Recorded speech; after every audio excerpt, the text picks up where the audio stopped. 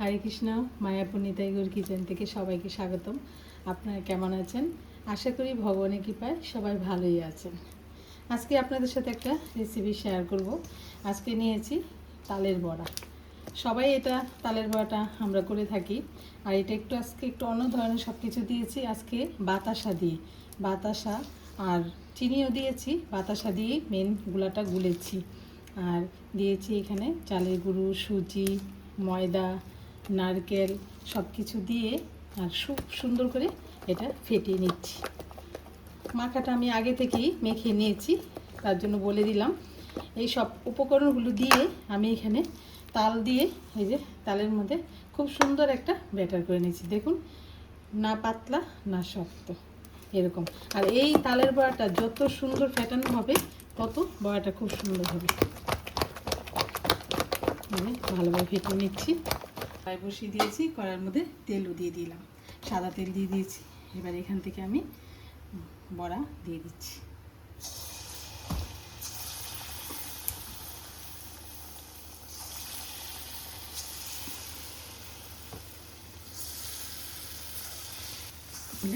তখনই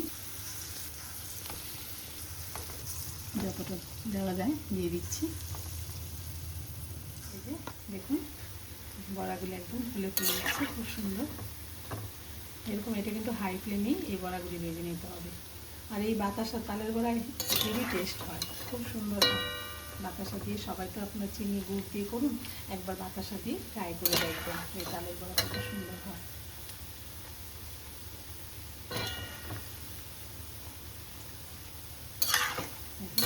দেখুন, বড়াগুলি হয়ে গেছে। একদম বড়াটা যখন হাই ফ্লেমে ভেজে হয়ে যাবে তখন গ্যাসটা একটু কমিয়ে এই তো 1 মিনিটের মতো একটু নাড়াচাড়া দিলে আরও খুব সুন্দর এই যে কালারটা আসবে, গোল্ডেন কালার বড়ার খুব সুন্দর হয়। এই যে দেখুন হয়ে গেছে। ছেঁকে নামিয়ে দিই, আমি আরেকগুলো দিয়ে দিচ্ছি।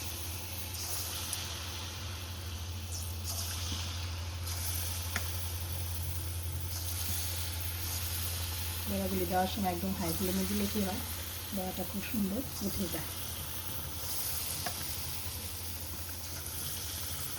এই বড়াগুলো উল্টে পাল্টে ভেজে নিচ্ছি, আর এরকমভাবে আমি সবগুলো তালের বড়া ভেজে নিচ্ছি।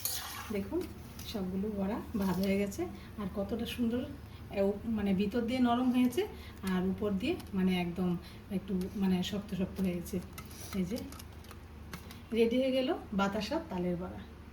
তাহলে আজকে ভিডিও এখানে শেষ। সবাই ভালো থাকবেন, সুস্থ থাকবেন। আবার দেখা হচ্ছে পরের ভিডিওতে। হরে কৃষ্ণ।